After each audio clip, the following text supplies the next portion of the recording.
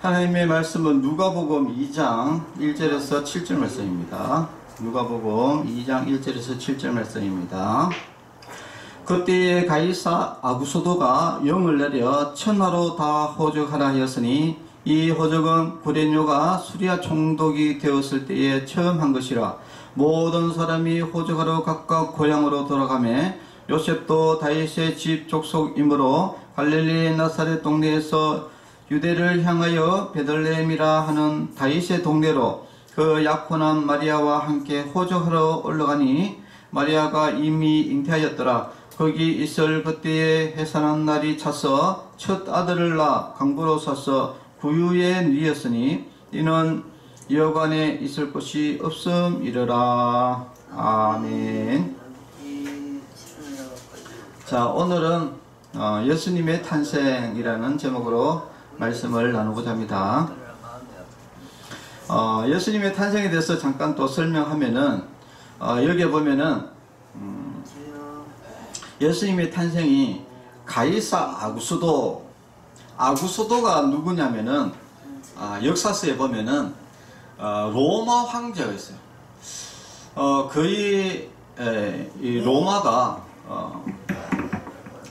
로마가 거의 유럽을 전역을 정복할 때, 그때 가장 로마가 힘이 있을 때, 그때 왕이 누구였냐면은 바로 이 아구소도라는 사람인데, 이 사람은 이제 원래 이름은 옥타비아누스라고 합니다.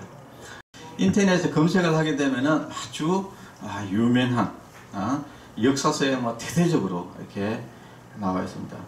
그래서 이 옥타비아누스, 이 사람이 로마의 왕으로서 등극하면서 로마가 장장 20년 동안 평화를 갖게 되는 막강한 국가로 성장하게 되는 바로 그 왕의 주도적인 왕이 바로 이 옥타비아누스라는 왕입니다. 근데 이 사람이 이제 초기에 왕이 되고 나서 어떤 일을 했냐면은 호적령을 내렸어요. 호적령. 그것이 바로 오늘 나오는 이야기인데, 옥타비아누스는 20년 동안 왕권을 가지고 있었는데, 예수님의 그 태어날 시점에 그때 이 아구소도가 로마의 황제로 있었어요. 그래서 BC 27년에서 AD 14년까지, AD 14년, 예수님이 태어난 이후 14년까지 왕으로 있었던, 로마의 황제로 있었던 바로 사람이 바로 옥타비아누스, 바로 아구소도라는 이 사람입니다.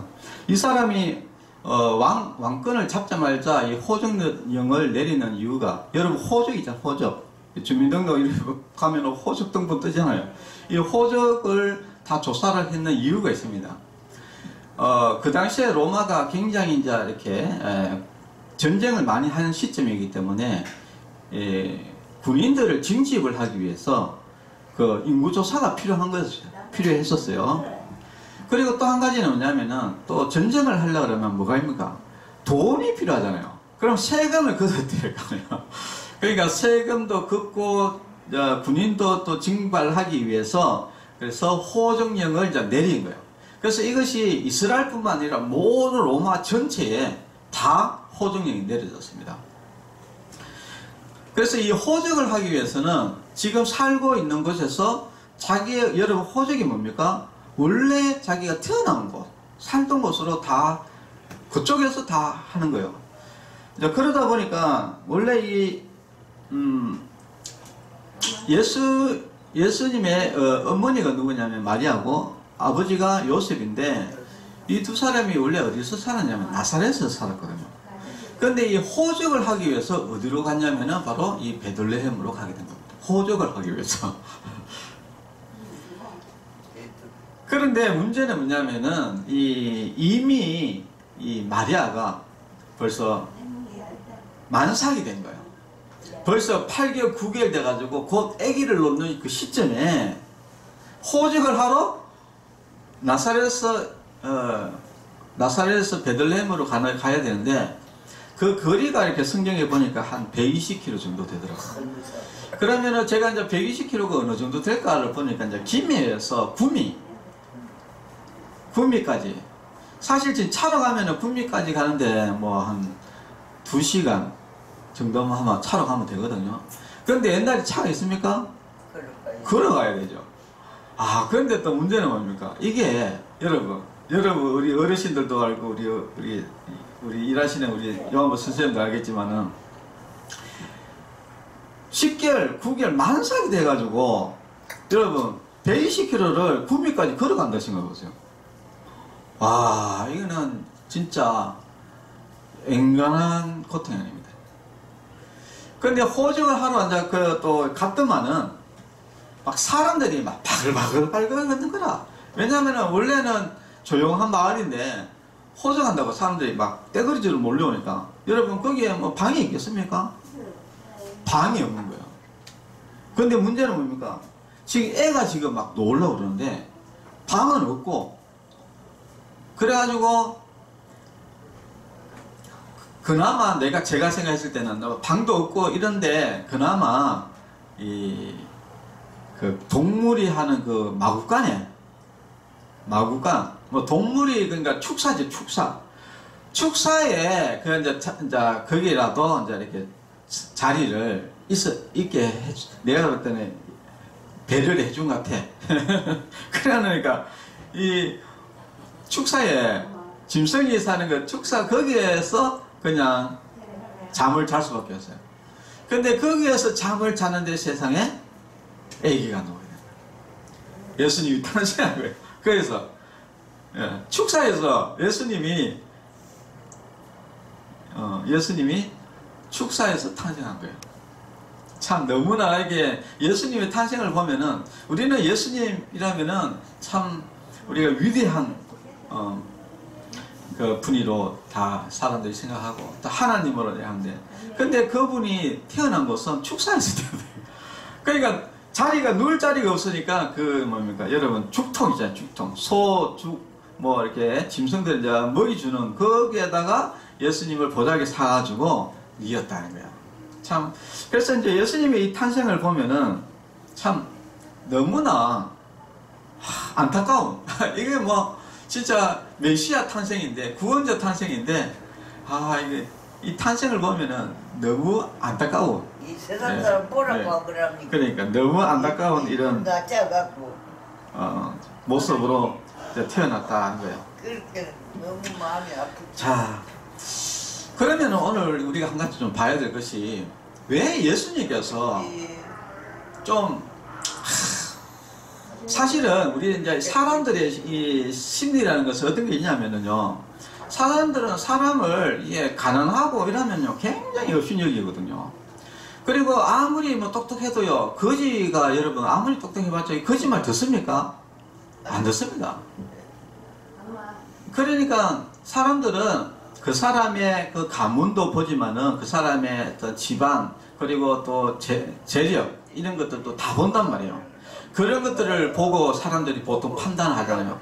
그런데 예수님은 너무 이게 집안을 보면은요, 너무 가난하고 너무 없고 오죽했었는데는 또 이 집안을 보면은 또 아버지도 또 일찍 돌아가셔요. 그래가지고 어릴 때부터 예수님이 어릴 때부터 그 가장으로서 또 역할을 하게 되고, 그리고 집안이 너무나 가난하고, 그리고 또 이 탄생도 너무 슬퍼요. 너무 슬퍼. 이 왕의 가문에서 차라리 그냥 우리가 생각했을 때는 이 막 우리한 왕의 거기에서 궁전에서 막 탄생해가지고 많은 사람들의 참 뭐라 하노 이렇게 영광을 받으면서 그렇게 탄생을 했었으면은 사람들이 예수를 그렇게 멸시하지 않았을 겁니다. 그런데 예수님은 하필이면 진짜 그렇게 지지있게도 가난한 가정에 태어나가지고, 그리고 또 그것도 탄생도 완전 짐승의 축사에서 탄생을 해야 되는 그런 참 안타까운 이런 서글픈, 예수님의 탄생을 보면 참 너무나 서글픈 탄생이었다 하는 거예요. 자, 그러면 왜 예수님께 굳이 왜 이 축사에서 태어나야 되고, 왜 하필 그 구유에 그 죽통에 왜 거기에 또 누워 있어야 되고, 왜 또 하필 또 이 베들레헴, 이 베들레헴이라는 이 마을은 이스라엘에서도 가장 아주 작은 시골 마을이거든요. 완전히 우리가 말하는 막 깡 시골 있잖아요. 왜? 완전히 뭐 차도 몇 대 안 다니고 뭐 이런 깡 시골. 전혀 그런 왜 하필 이 베들레헴에 태어났는가를 우리가 오늘 한번 알아보려고 합니다. 자, 첫 번째, 왜 이 베들레헴에서 태어났을까라는 거야. 자, 첫 번째 이유는 일단 예언이 그렇습니다. 예언. 미가라는 선지자가 예언을 했는데, 미가서 5장 2절에 보면은 베들레헴 에브라다야, 너는 유다 족속 중에 작을지라도 이스라엘을 다스릴 자가 네게서 내게로 나올 것이라. 그의 근본은 상고의 영문에 있느니라. 여러분 여기 보면은 그의 근본이라는 것은 그 태어나는 그 아기가 누구냐의 이야기인데, 그의 근본은 상고에 있다. 아주 옛날 적부터 있었고 영원히 있다. 영원토록 존재하는 그런 분이다 하는 거예요. 그런데 그분이 어디에서 태어난다? 봐도 베들레헴에 태어난다 라고 해요. 예수님이 왜 베들레헴에 태어나야 되느냐? 그것은 예언서에 그렇게 나와 있습니다. 그래서 구원자는 반드시 베들레헴에 태어나는 거예요. 나야 되는 거예요. 그런데 지금 우리나라에도 보면은 우리나라에서 뭐 막 태어났는데, 우리나라에서 태어났는데 자기가 뭐 구원자고 뭐 예수님이고 하나님이고 막 이렇게 이야기하는 사람들도 많이 있거든요. 그 사람들은 뭐 도대체 정신이 있는 사람인지 없는 사람인지. 구원자는, 그리고 하나님은 반드시 베들레헴에 태어나야 됩니다. 베들레헴에 태어나지 않은 사람들은 다 자격이 없는 사람들이에요. 자, 그리고 또 왜 베들레헴이냐 이것이 있습니다. 이 베들레헴에 누가 태어났느냐? 성경에 보면은 아주 그 유명한 왕이 있어요. 그 왕이 누구냐면은 바로 다윗이라는 왕이 있습니다. 다윗이라는 왕. 그 다윗이라는 왕에게 하나님께서 언약을 베풀어 주신 것이 있어요. 그것을 우리가 보통 다윗 언약이다 이렇게 이야기하는데, 그 다윗 언약이 뭐냐면은 바로 이 다윗 왕의 그 후손에서 바로 그 메시아 구원자가 나올 것이다 라는 예언이 있습니다. 이것은 이제 다윗에게 이야기를 했다 해서 이제 다윗 언약이라고 하는데, 그것이 사무엘 하 7장 12절에서 이제 16절 말씀에 이제 나오는 건데, 내 집과 내 나라가 내 앞에서 영원히 보존되고 내 왕위가 영원히 견고하리라. 이것은 누구를 이야기하냐면 바로 이 다윗 왕의 후손에서 바로 메시아 구원자가 나와가지고 영원토록 그 나라가 영원히 왕위가 영원히 견고하리라 이야기를 이제 하는 겁니다.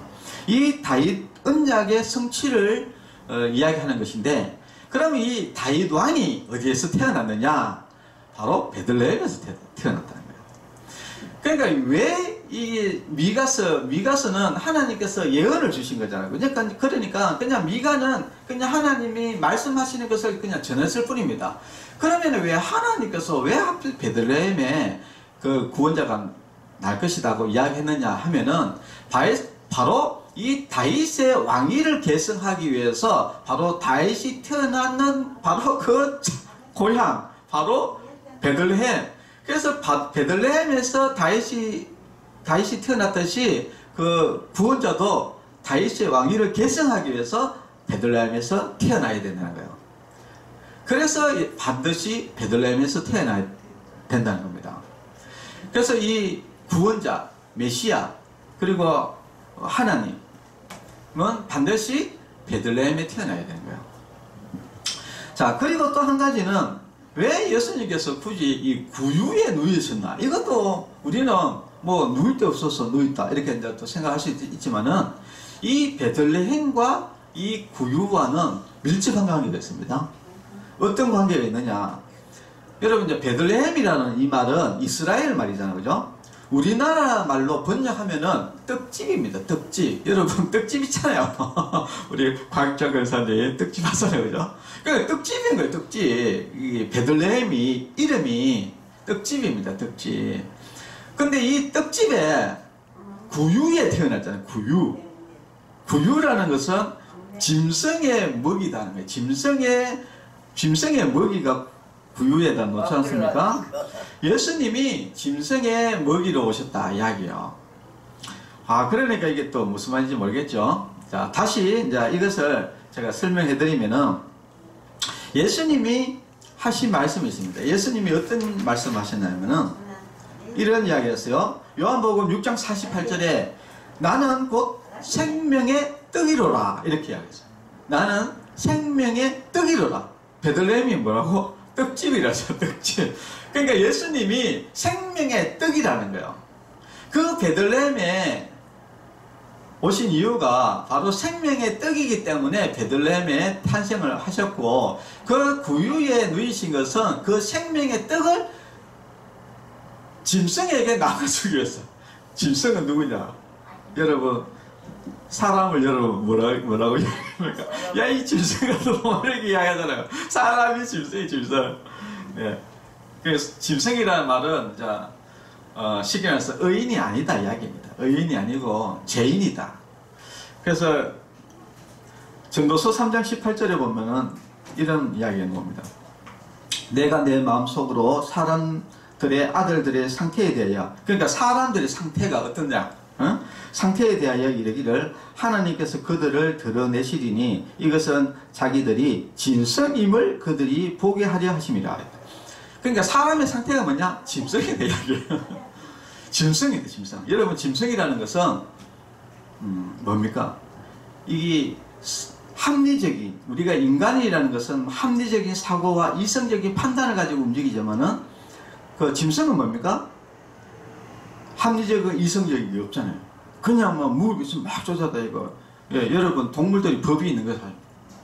정의가 있는 게 없잖아요, 그죠? 그냥 짐승이잖아요. 막 닥치는 대로 묻고, 그래가지고 뭐 남의 고구마 밭에 가가지고 고구마 막 팍팍팍 묻고, 또 사람 오면 막 들이더박고 짐승같이 살잖아요, 그죠?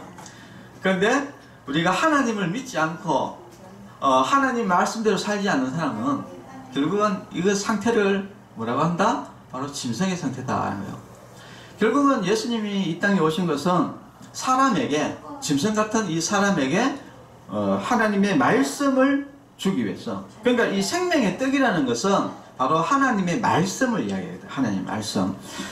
그래서 요한복음 6장 68절에 66절에서 68절에 보면은 막 예수님이 막 말씀을 막 전하니까 막 예수님이 열심히 따라야 되는데 사람들이 막 떨어져 나가요.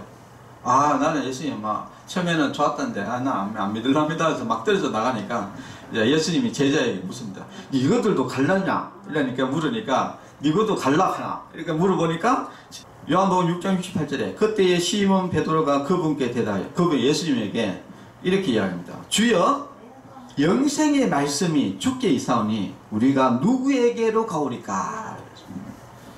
영생의 말씀은 예수님에게 있는 겁니다. 예수님이 이 땅에 오신 것은 우리에게 생명의 떡으로 오셨고 우리에게 생명의 말씀을 전해주기 위해서 이 땅에 오셨어요. 그래서 예수님은 반드시 베들레헴에 태어나야 된 겁니다. 왜냐? 생명의 떡이기 때문에 베들레헴에 태어나야 되고 반드시 구육에 태어나야 돼요. 왜냐? 짐승의 먹이를 줘야 되기 때문에 사람들에게 하나님의 말씀을 전해줘야 되기 때문에 구유에 태어나야 된다는 거예요. 자, 우리가 이제 성경에 보면은 참 알 수 있는 것은 결국은 짐승이 먹이를 먹음을 통해서 생명을 유지하지 않습니까? 그래서 요한복음 6장 51절에는 이렇게 이야기합니다. 예수님께서 나는 하늘에서 내려온 살아있는 떡이니 사람이 이 떡을 먹으면 영생하리라. 내가 줄 떡은 곧 세상의 생명을 위한 내 살이니라. 이 내 살, 이것은 뭐냐? 예수님께서 십자가에 돌아가심으로 인해서 예수님의 그 살과 피를 흘림을 통해 가지고 우리가 예수님을 통해서 우리가 영생을 얻는. 그래서 우리가 예수님을 믿으면은 영생을 얻는, 구원을 얻어서 천국 가는 그런 백성이 된다는 겁니다. 그래서 우리가 반드시 예수님의 말씀을 듣고 또 우리가 예수님의 믿음을 통해서 우리가 구원을 얻기 때문에, 그래서 예수님의 그 탄생이 주는 의미가 있다는 거예요. 그래서 예수님이 이 베들레헴 바로 떡집에서 떡집이라는 그 마을에 태어나야 되고, 반드시 또 그 짐승의 구유에 누이에 태어나야 되는 거예요. 그것이 바로 예수님의 탄생의 비밀입니다. 탄생의 비밀이고, 그리고 또 한 가지, 예수님이 이 구유에 태어난 것은 쉽게 말해서 사람으로서 짐승의 자리까지 내려가는 가장 낮은 자로서 오셨다. 우리는 보통 사람들은 그래도 집에서 태어나죠, 그죠? 그러나 예수님은 사람의 그 이하, 짐승에까지 내려갔다. 이렇게 예수님께서 낮고 낮은 곳에 왜 태어났느냐? 그건 또 이유가 있습니다. 그것은 바로 우리를 위해서 그렇게 태어났다는 거예요. 고린도후서 8장 9절에 보면은 우리 주 예수 그리스도의 은혜를 너희가 알거니와, 예수 그리스도의 은혜가 너희들이 다 안다. 왜?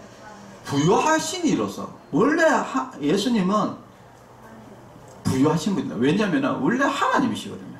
그러니까 없는 게 없고 못할 게 없는 분이 바로 예수님인데, 근데 그 부유하신 이로서 너희를 위하여, 그러니까 우리를 위해서 가난하게 되셨다는 거예요. 가장 낮고 낮은 가난하고 그런 가난하게 되심은 그의 가난함으로 말미암아 너희를 부유하게 하려 하심이라고 했습니다. 예수님이 왜 이렇게 낮게 낮은 자로서 오셨느냐? 그것은 이유가 있습니다. 사실 여러분들 부자들이 가난한 사람들 마음 알겠습니까? 그리고 건강한 사람이 병든 자의 마음을 알겠습니까? 모릅니다. 그래서 예수님은 가장 낮은 자의 모습으로 오셔가지고, 그래서 우리를 그 누구보다도 이해하고 우리를 도와주고 은혜를 베푸시기 위해서 낮고 낮은 모습으로 오셨다는 겁니다. 그래서 성경에 보면은 15절 16절입니다. 우리에게 있는 대제사장은 이제 예수님을 이야기합니다. 예수님은 우리의 연약함을 동정하지 못하실 이가 아니다. 그러니까 예수님은 우리의 연약함을 동정하지, 이거 모든 것을 아시는 분이시다는 거예요. 모든 일에 우리와 똑같이 시험을 받으신 이로되 죄는 없으시니라. 예수님은 진짜 낮고 낮은 인간의 모습을 해가지고 가난하게 살면서 진짜 또 십자가에 또 그 인간에 있어서 가장 큰 고통이라는 십자가의 고통까지 받았기 때문에, 그래서 예수님은 이 땅에 오셔가지고 진짜 낮고 고통스러운 삶을 사신 분이 바로 예수님이라는 거예요. 그렇기 때문에 누구보다도 우리에 대해서, 상황에 대해서 누구보다도 잘한다는 거예요. 여러분들 병 들어가지고 고통당한 그 모습, 고통당해가지고 진짜 이것은 자기밖에 모르잖아요. 근데 예수님도 그 고통을 다 당했기 때문에 여러분의 마음을 다 안다는 겁니다. 히브리서 14장 16절에 보면은 그러므로 우리는 긍휼하심을 받고 때를 따라 돕는 은혜를 얻기 위하여 은혜의 보좌 앞에 담대히 나아갈 것이니라 라고 했습니다. 긍휼하심을 받는다. 그러니까 예수님은 우리의 모든 부분들을, 어려운 부분, 힘들고 괴롭고 고통스럽고 이런 것들을 누구보다도 예수님은 더 잘한다는 거예요.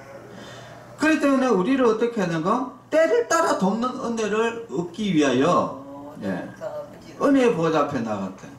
그러니까 예수님은 여러분들이 뭐가 필요하고 뭐가 어렵고 뭐가 힘들고 뭐 이런 것들을 다 하기 때문에, 누구보다도 잘하기 때문에 여러분들에게 그 때를 따라 돕는 은혜와 긍휼하심을 베풀어 주신다는 거예요. 어떻게 그걸 할 수 있느냐? 예수님이 그렇게 살았기 때문에. 그렇게 살았기 때문에. 여러분들 솔직히 여러분 십자가에 달려 죽었습니까? 안 죽어봤잖아요. 예수님은 죽었다니까요. 그러니까 뭐 예수님이 우리의 마음을 어떻게 알아? 이런 이야기를 절대 할 수가 없어요. 예수님은 저와 여러분들보다 더 깨우치준다. 많은 고통을 겪었습니다. 네. 그러니까 그 누구보다도 사람의 마음을 잘 이해한다는 것을 아셔요. 그래서 예수님께서 낳고 낮은 모습으로 오신 이유는 바로 결국은 우리를 위해서, 우리의 연약함을 동정하기 위해서, 그리고 우리를 도와주기 위해서, 우리가 어떤 마음인지를 알기 위해서, 그래서 모든 것들을 우리를 그런 어떤 여러분들의 그 상한 마음을 다 알고 어떻게 하는 그런 것들도 세밀한 부분까지 다 알아서 여러분을 도와주고 세심하게 하기 위해서 예수님은 가장 낮고 낮은 모습으로 가장 고통스러운 십자가의 죽음으로써 이제 우리의 죄를 위해서 이제 돌아가셨다는 겁니다. 그래서 예수님이 왜 구유에 태어나야 되고 이 베들레헴에 왜 태어나야 되고 왜 낮은 자의 모습으로 와야 되느냐, 그것은 바로 이런 여러 가지 이유 때문에 오셨다. 결국은 핵심은 우리를 위해서, 우리에게 은혜를 베푸시기 위해서 예수님이 낮은 자로 오셨다라는 것을 아시고, 우리가 참 예수님은 왜 이렇게 저 구유에 태어나고 보잘것없이 태어났느냐, 이렇게 생각하는 것이 아니라 진짜 우리를 사랑하는 마음으로 이 땅에 진짜 오셨구나. 그래서 예수님의 탄생을 우리가 오히려 그런 깊은 뜻이 있는 그 예수님의 그 탄생이기 때문에 우리는 진짜 예수님의 그 탄생을 그 누구보다도 진짜 너무나 감사하는 마음으로 예수님의 탄생을 축하해야 된다. 그래서 지금 이제 계속 이제 예수님의 탄생 주일이죠. 성탄절, 이 기념일입니다. 12월 25일은 기념일이요. 예수님이 실제 태어난 날이 아닙니다.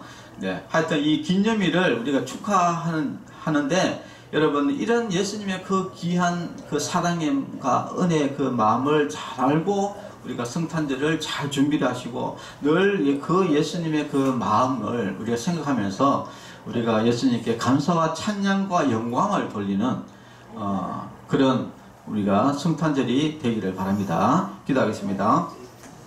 하나님 아버지 감사합니다.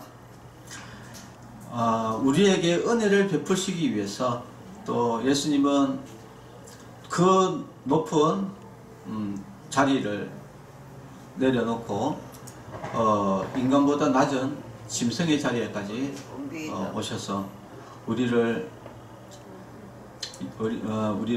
또 도우시고 은혜를 베풀어주신 예수님께 감사합니다. 우리가 예수님에게 영광을 돌리고 또 감사하는 그런 귀한 성탄절이 될 수 있도록 주님께서 인도하여 주시옵소서. 예수님의 이름으로 기도합니다. 아멘. 헌금 기도하겠습니다. 하나님 아버지 감사합니다. 우리를 위해서 낮고 낮은 곳으로 태어나신 그 예수님께 감사드리면서 예물을 드렸습니다. 예물을 드린 손길 위에 주님께서 복의 복을 더하시고 또 예수님을 잘 믿고 또 구원을 얻는 믿음의 성도들이 되게 하여 주시옵소서. 예수님의 이름으로 기도합니다. 아멘. 네.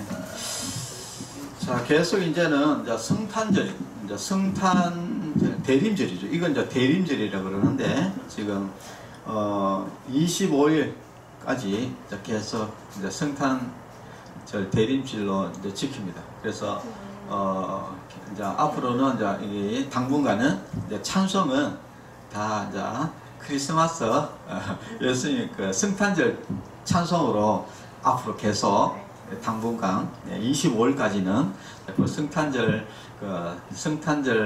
그 찬양으로서 여러분 계속 준비를 하고, 그리고 여러분들도 예수님이 우리를 위해서 참 많은 헌신하셨어요. 그래서 그 성탄절을 우리가 맞이하면서 진짜 예수님께 감사하는 그런 귀한 성탄절이 되기를 바랍니다. 기도하겠습니다. 축도로 예배를 마치겠습니다.